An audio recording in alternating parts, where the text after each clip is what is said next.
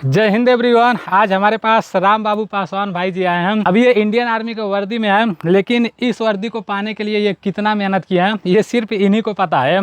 ये अपने लाइफ में क्या क्या नहीं किया है। आप अपने जीवन का थोड़ा सा कीमती टाइम निकाल कर पूरा वीडियो ज़रूर देखना। आप लोग सोचते हो ना यार, अगर मुझे टाइम मिलता तो मैं ये कर लेता, मुझे घर से सपोर्ट मिलता तो मैं भी हो जाता। अरे भाई, राम बाबू एक ऐसे आदमी है, मतलब कोई भी साथ देने वाला नहीं था। ज़्यादा मेहनत करने के बाद आज फाइनली इंडियन आर्मी का वर्दी पा लिए हैं। तो ये सारी चीज़ें खुद बताएंगे, ये तैयारी कहाँ से चालू किए थे, कैसे चालू किए थे। आप लोग इनका पूरा बात ज़रूर सुनना मेरे भाई। सबसे पहले आप सब भाइयों को जय हिंद। मैं बता दूं, मेरा नाम है राम बाबू पासवान। मैं रुद्रपुर से बिलोंग करता हूं। और मैं जब हमारे गांव से और हमारे क्षेत्र से जब बड़े बड़े भाई जाते थे अपने ग्राउंड से निकल के रनिंग करते थे, उस समय हम लोग बहुत छोटे छोटे थे। हम लोग बहुत छोटे छोटे थे। होगा 2010 उसका बाद। अच्छा। तो हम लोग देखते थे, जाते थे सब दौड़ने। तो हम लोग के भी अंदर वो जज्बा था, वो जुनून होता था कि हम लोग भी जाएंगे दौड़ने, हम लोग भी आर्मी का ये वर्दी पहनेंगे एक दिन। हमारे भैया का जब एज हुआ था। अच्छा, आपके भैया? हाँ, हमारे भैया का सपना था आर्मी में जाने का। तो भैया का हमारा सपना था और मेरी मम्मी का सपना था कि मेरा एक लड़का कोई सरकारी नौकरी हो जाए कोई। तो वही सब देखकर हमें भी अंदर से उत्पन्न हुआ कि हमें भी जाना चाहिए। घर की स्थिति बहुत ख़राब थी उस समय। हमारे भाई का जब एज हुआ नौकरी देखने के लिए, जब वैकेंसी आ रही थी, तो एज हुआ तो उस समय आना वैकेंसी बंद हो गया। कोरोना आ गया था। कोरोना आ गया था। मेरा भाई का एज ख़त्म हुआ, मेरे भाई चले गए बाहर कमाने। तब मैं उस समय अपना फुटबॉल खेलना स्टार्ट किया था। मेरा सपना था कि मैं फुटबॉलर एक बनूंगा, अपने देश के लिए खेलूंगा। तो फुटबॉल खेलने के लिए मैं गया, एकेडमी ज्वाइन किया। 19 के करीब में, 2018 या 19 के करीब में मैं फुटबॉल खेलना ज्वाइन कर लिया था। उस समय मैं 9 क्लास में था। मैं तो फुटबॉल खेलता हूँ, अच्छे खिला, मतलब एक अपना अच्छे प्रदर्शन दिखाता था। जहाँ जाते थे तहाँ अच्छे प्रदर्शन दिखाता था और लोग नाम लेते थे। अब मैंने फिजिकल स्ट्रॉन्ग हो गया था। हाँ चलो कोई बात नहीं, अब भाई का सपना ही पूरा करेंगे। और अपनी मेरी मम्मी का सपना था जो कि मेरा बेटा एक सरकारी नौकरी में लग जाए, जाना चाहिए कि हमारे घर की परिस्थिति सुधर सके। मेरी मम्मी की बहुत तबीयत ख़राब हो गया था, बहुत ज़्यादा तबीयत ख़राब हो गया था। तो मम्मी के लिए हम लोग, भाई बाहर कमाता था, हम ही निकल गए कि माँ कुछ पैसा आए कहीं से और माँ की दवा के लिए पैसा मिल सके और मम्मी का दवा हो सके। तो हम दोनों भाई और मेरे पापा भी बाहर रहते थे। हम लोग जाके बाहर काम करते थे। मैं जाकर तमिलनाडु में पेंटिंग का काम करता था कि कुछ पैसा आए और मम्मी का इलाज हो सके। ये सब छोड़ दिए थे, भर्ती देखना, फुटबॉल खेलना, सब फुटबॉल खेलना उस समय मेरा छूट गया था। फुटबॉल खेलना और ये सब हमारे भाई का भी छूट गया। भाई के तो ओवर एज हो गया था, मेरा एज बचा था। तो मम्मी का दवा के लिए चले गए थे बाहर। फिर मतलब मम्मी बहुत ज़्यादा सीरियस हो गई। कितना भी दवा हो रहा था, बहुत ज़्यादा सीरियस हो गई। वो डॉक्टर ऑप्शन एक ही दे दिया जाए, अपनी मम्मी पापा, मतलब मम्मी का जितना भी सेवा कर सकते हो आप लोग करिए, वही लास्ट ऑप्शन बोल दिया था। तो हम लोग चले आए घर, जितना हो सका मम्मी का अपना सेवा किए। उसके बाद माता जी इंस्पायर हो गई कुछ दिनों के बाद। तब हम मतलब दवा हुआ था, बहुत कर्ज हो गया था। तो फिर हम लोग उस कर्ज को चुकाने के लिए फिर हम लोग बाहर चले गए थे। फिर मुझे पता चला दोस्तों के थ्रू कि आप पढ़ाते हैं यूट्यूब चैनल पे। पहले आप यूट्यूब चैनल पे पढ़ाते थे। अच्छा, मेरे बारे में आपके दोस्तों के थ्रू पता चला? हाँ, कि यूट्यूब चैनल पे वो क्लास कराते हैं। अच्छा, उस टाइम मेरा एप्लीकेशन आया था कि नहीं? एनडीसी क्लास एप्लीकेशन उस अभी टाइम आया था कि नहीं? एनडीसी का क्लास नहीं चलता था उस समय, यूट्यूब पर, सिर्फ यूट्यूब पे चलता था। उसके बाद क्या होगा? उसके बाद मुझे पता चला, तो वहीं से अपने बाहर से पढ़ाई करना स्टार्ट कर दिए थे। जैसे काम भी कर रहे थे? काम भी करते थे और 1 घंटा 2 घंटा टाइम निकाल के क्लास भी किया करते थे। और आपका काम कितने घंटे का होता था और कौन सा काम आप करते थे? काम में तो 12 घंटा का काम होता था। 6 से 6 सुबह 6 बजे से शाम को 6 बजे तक हम लोग काम करते थे। तो फिर टाइम आपको कम मिलता था जब आप 12 घंटा काम करते थे, तो फिर पढ़ाई कैसे करते थे? टाइम हम लोग को जब लंच होता था 1 बजे का, उस समय हम पढ़ते थे, 40 मिनट का वीडियो देखते थे। फिर जब शाम 6 बजे जाते थे रूम पर, फिर 9-10 बजे करीब वही वीडियो हम लोग रिपीट करके देखते थे। तो मेरे भाई देख लो, जितने लोग भी बोलते हो ना मैं तो यहाँ काम कर रहा हूँ, वहाँ काम कर रहा हूँ, मेरे पास तो टाइम ही नहीं है, देखो ये ड्यूटी करते थे 6 बजे सुबह से लेकर शाम 6 बजे तक, मतलब पूरे 12 घंटे का ड्यूटी करते थे। टाइम निकाल कर ये अपना क्लास भी कर लेते थे और उसका रिवीजन भी कर लेते थे। उसके बाद से फिर मतलब कैसे एप्लीकेशन के बारे में पता चला और कैसे आप तैयारी किए, कौन सा फिर बैच लिए? फिर मैं आपसे पढ़ते थे यूट्यूब पे, तो फिर आप उसी पे नोटिफिकेशन डाले थे कि मेरा एक एनडीसी का एप्लीकेशन एप्लीकेशन आने वाला है। हाँ। मैं लॉन्च करूँगा और जितने भी भाइयों तैयारी करना है इससे करके अच्छे से तैयारी करके आप लोग इंडियन आर्मी में जा सकते हैं। उसको देखे तो फिर मैं वो लोड किया है। जब मेरा एप्लीकेशन बन गया हाँ, तो मैं लोड किया। फिर आपने बैच लाया सैनिक बैच। अच्छा, सैनिक बैच के थ्रू आप 10% 20% छूट दिए थे उस समय। 20% छूट दिए थे। और मेरा पहला बैच था सैनिक बैच, मेरा पहला बैच था। उसके बाद क्या हुआ? तो जैसे आप लॉन्च किए 20% छूट मिला था, उसी समय मैं अब वो खरीद लिया है। रात को लगा था आपको 130 रुपये के आसपास लगा था। 130 रुपये में बैच ले लिए भाई।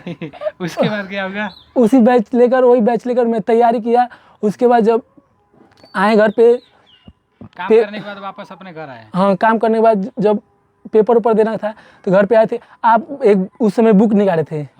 तो मैंने उस बुक को अलाइन किया था, हमारे घर आया, फिर उस बुक को लेकर पढ़े। जितना क्लासेज किए थे उसी के थ्रू आया था, बुक में था। उससे हमारा अच्छा रिवीजन हो गया। जिससे पेपर में जब बैठे थे बहुत बेनिफिट मिला था। रिवीजन बहुत अच्छे हो गया उस बुक से। क्लासेज कराए थे, क्लासेज में जितना हुआ था सेम वही। हाँ देखो, मैं उस टाइम क्या किया था, ये सही बात बोल रहा है। मैं सैनिक बैच में जो क्लास कराया था ना, अब भाई सिलेबस वही होता है, क्वेश्चन वही होते हैं, चैप्टर वही होता है, तो सेम वही सारा प्रश्न मैं बुक में डाल दिया था। तो ये क्लास करने के बाद बुक को अपने घर मंगा लिए और क्लास तो अच्छे से किए ही थे पूरा शिद्दत से, और फिर वही रिवीजन कर लिए। पेपर में बैठे हमको लगा ही नहीं मैं पेपर में बैठा हूँ। इतना ईजी लग रहा था, इतना ईजी कि हम कुछ कह ही नहीं सकते हैं। और सब बाहर, जैसे हमको मैथ, पहले छोटे थे तो मैं पढ़ा ही नहीं था मैथ। कुछ मैथ में मुझे कुछ नहीं पता था, भाग जोड़ गुणा कुछ नहीं पता था। मैंने आज से ही पढ़ा, मैथ कुछ नहीं आता था। मैथ पहले बार मैं पेपर दिया था, पहला अटेम्प्ट था, पेपर दिया तो मुझे कुछ आता ही नहीं था, नहीं निकला पेपर ही नहीं निकला। तो मेरा 2025 में फिर पेपर देने गया, आपसे पढ़ा। अच्छा, जब आप हमसे मैथ का क्लास कर रहे थे तो आपके अंदर क्या लग रहा था कि समझ में आ रहा है नहीं, मतलब उस टाइम आप क्या सोच रहे थे? मुझको ऐसा लग रहा था कि मैं, नीलेश भाई अगर पढ़ा रहे हैं मैथ, इनसे मैं अच्छे से अच्छे समझ में आता था।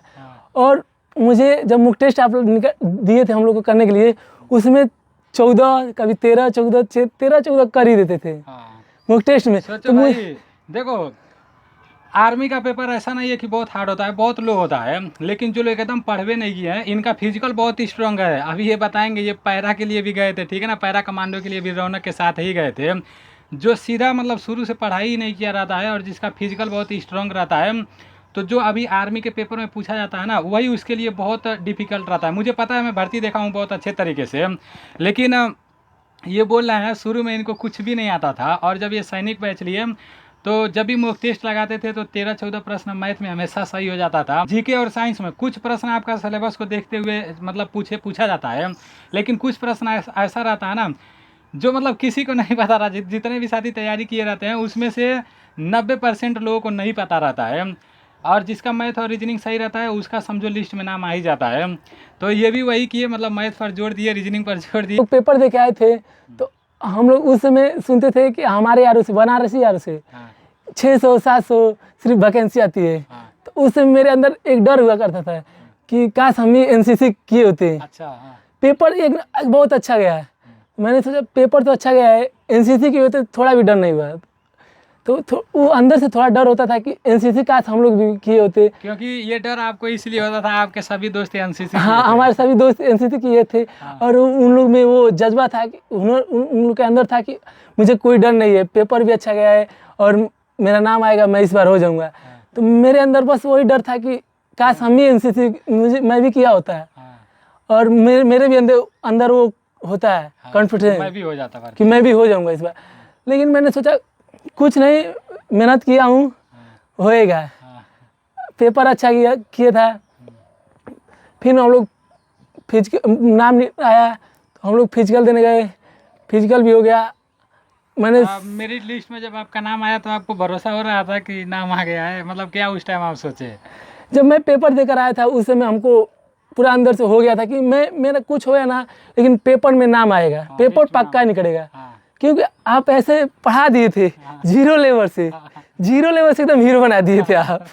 मजा आ गया। मजा आ गया था। गए हम लोग अपना रनिंग के लिए, बुलाया गया था तो गए थे। हमको जिस दिन रनिंग था उस दिन भी डर हुआ करता था कि निकलेगा कि नहीं। निकलने के लिए तो निकल जाएगा, निकलने के लिए निकल जाएगा, लेकिन ये डर था कि कहीं बीच में ना फंस जाऊँ, गुड में ना निकले। मुझे निकालना है तो एक्सीलेंट निकालना है। 4 दोस्त थे, चारों दौड़ते गए, दौड़ते एक राउंड जब लगाए तो हम लोग सब एक साथ मिल गए। ग्राउंड के सभी लोग एक साथ मिल गए। सबसे आगे हम ही लोग 4 लोग थे। उसके बाद स्टार्ट किए, अपना स्टेप पकड़े, अपने ग्राउंड पे जैसे दौड़ते थे वैसे ही। हमारा एक दोस्त है जिसका नाम है सिद्धार्थ पांडे उनका नाम है। वो हमारे बहुत अच्छे दोस्त हैं, उनके साथ दौड़ते थे। वो भी हमारे साथ उसी ग्रुप में घुसे थे। हम लोग मिल गए, चार दोस्त थे, चारों लोग मिल गए उसी ग्रुप में। फिर ना वो सिद्धार्थ था, वो सबसे आगे लेकर चल रहा था ग्रुप को। वो टीए में भी रेस मारा है भाई, सिद्धार्थ भाई एक्सीलेंट मारा है। और भगवान करे कि उनको भी ऐसा मौका मिले कि जहाँ पर राम बाबू भाई बैठे हैं वो भी सिद्धार्थ भाई भी एक समय यहाँ पर बैठे हैं।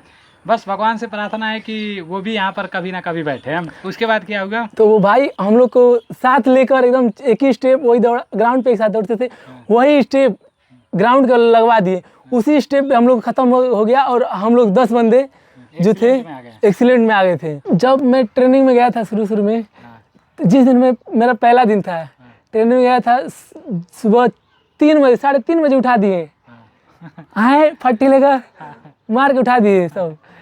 बोले अभी तक सोया है तू, तो उठा दिए। हम लोग हमारे यूनिट पे जिस गए थे हम, वहाँ पर हम लोग 5 बंदे थे पैरा के लिए। जो अच्छा, पैरा कमांडो वाले 5 फेलियर गए थे, 5 यहाँ से गए थे। तो हम लोग 5 को एक बैरक में सुलाए थे सब।